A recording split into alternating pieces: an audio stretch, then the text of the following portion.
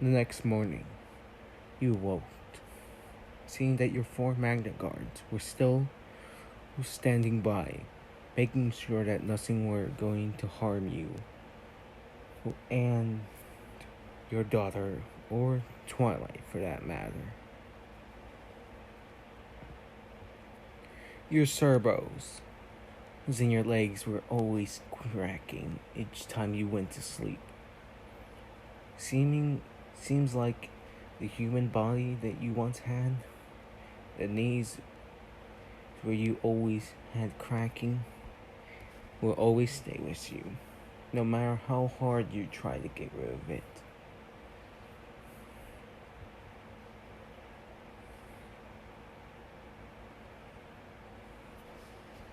Morning, Father. Seems like you had a wonderful night's sleep. Yes, Celestia, I did have a nice sleep. But mostly not a good one. Seems like your sister did not find my nightmare, or my vision of what is to come throughout this war. At the mention of that, Celestia raises her eyebrow at you, curious at what this vision was, but you were not going to tell her at all. This war that you had last night is to come. Nothing can stop it from ever developing.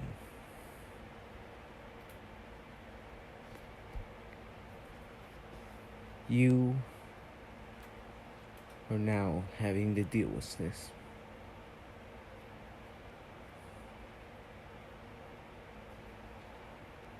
But besides that, you can see Twilight eating a sandwich. A hay sandwich.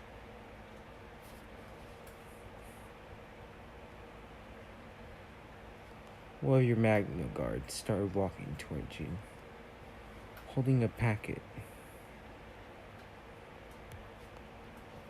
Now you were trying to remember what his name was.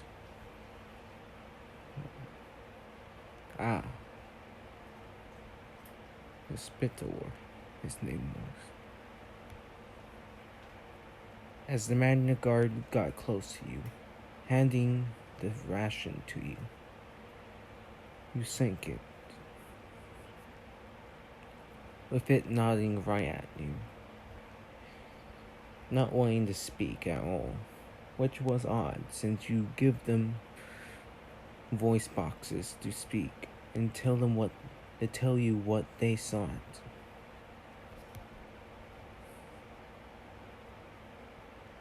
You were not happy on that.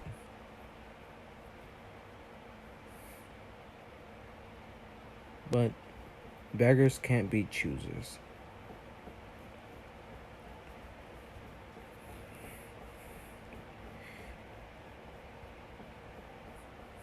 After breakfast, for the 2 ponies and yourself,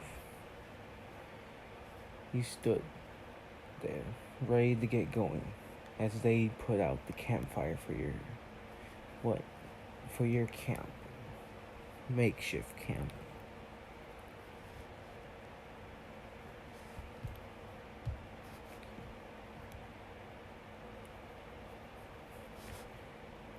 You begin walking again, knowing that your house was not that far.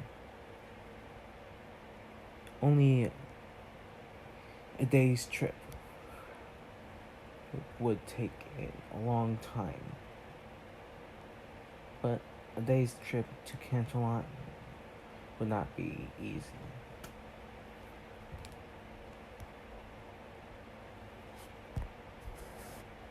You will never grow tired because of your robot limbs.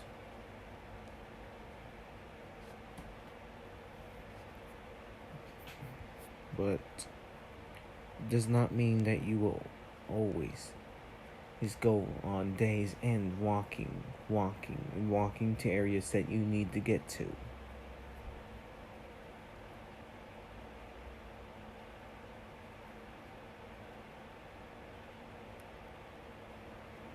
It's been 7 hours since you've been walking to Canterlot,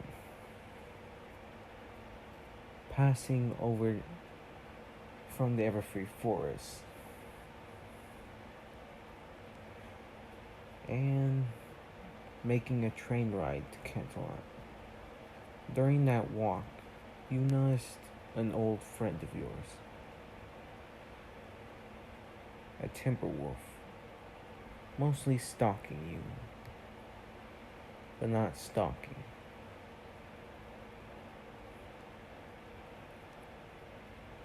You're not gonna tell the Celestia that your pet still lives, knowing that she hates your dog. You might just bring him to the Galloping Gala.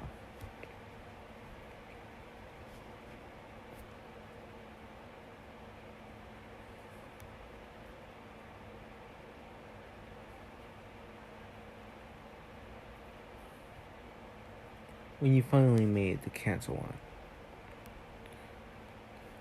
every pony ran in fear when they saw you and your 4 Magna Guards right next to you.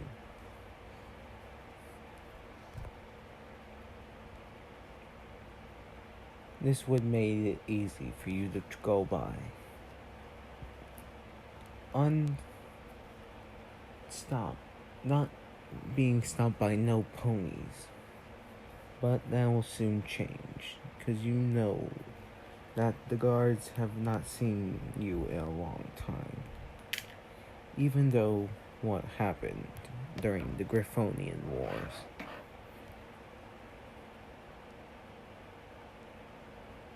Since you wanted to keep all data on you secret only to her daughters and niece.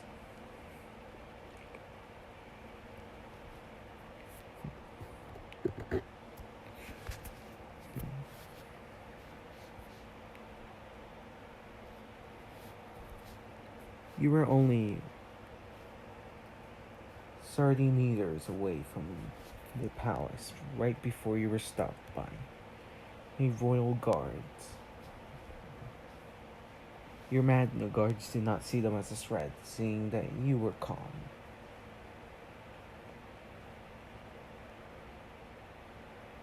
You greeted the guards with open arms, but you did not trust them enough as far as you can throw them, which is pretty far given your robotic strength.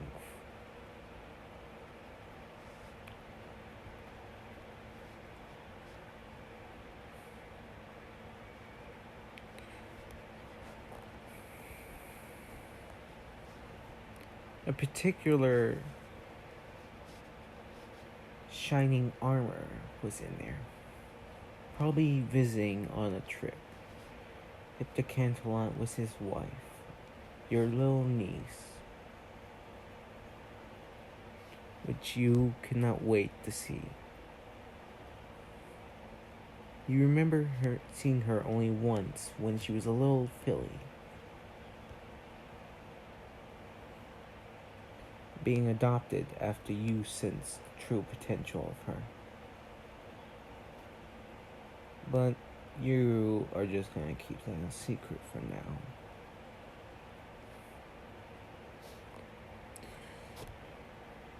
Greetings, shining armor. We finally meet at last. It has been so long I've been waiting to meet you.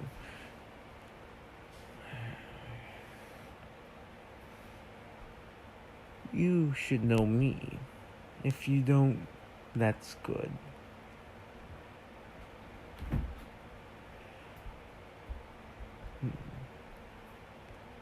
You grin behind your robotic mask. Only your eyes showing what you were feeling.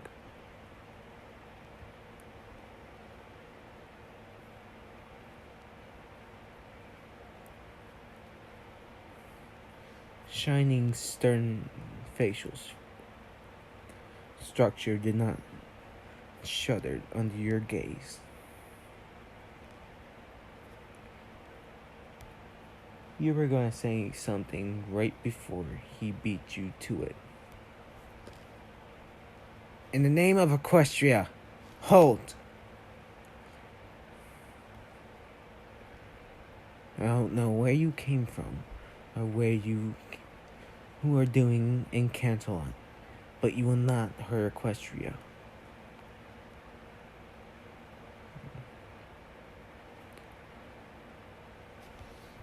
You just do that anime eye thing. Straight lines between your eyes. You smile at that. He actually thinks that he can stop you.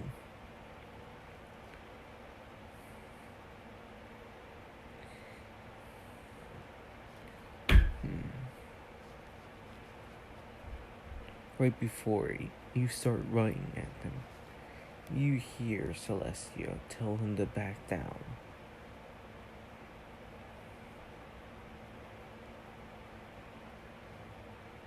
But my princess, he's... Stand down, shining armor. Unless you want me to let my father do what he was going to do. At that, all the guards' faces were no longer stern, but shocked.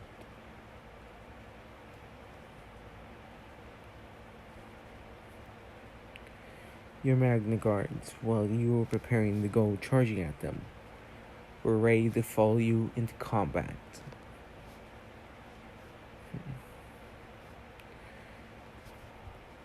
You love how this was going.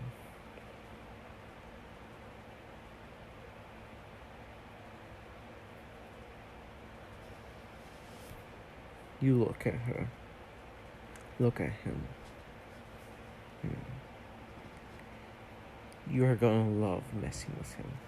But for now, you need to challenge him. So, you are Shining Armor, the stallion that married my granddaughter.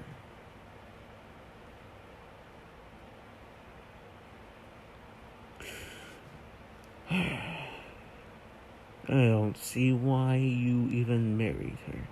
You are weak. Everyone in my family are neither weak or strong. We are warriors in my eyes. And you show no warrior character.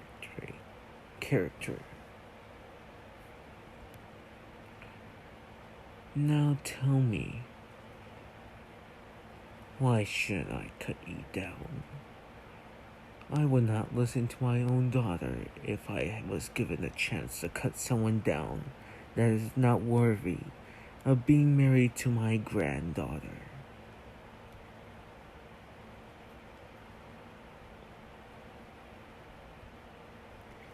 Seeing Shining Armor about to go right at you was a spear. You knew you got under his skin. You began laughing so much that your cerebrals couldn't take it.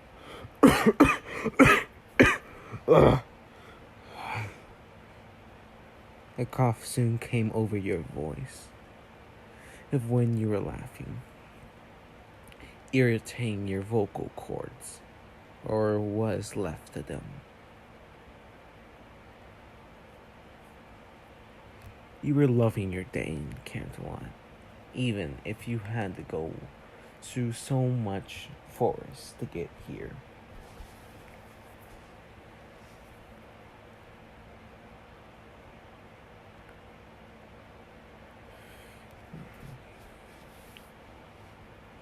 Celestia,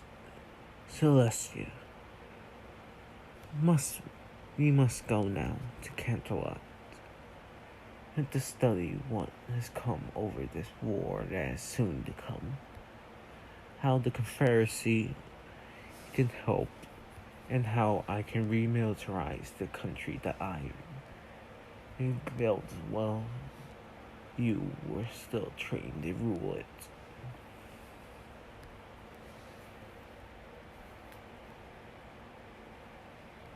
At that, you could see your daughter blushing, in Twilight flabbergasted of what you just said.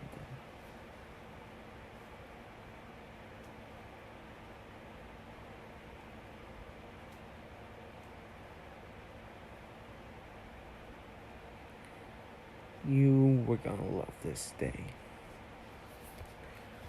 You would not know if this war will be your last or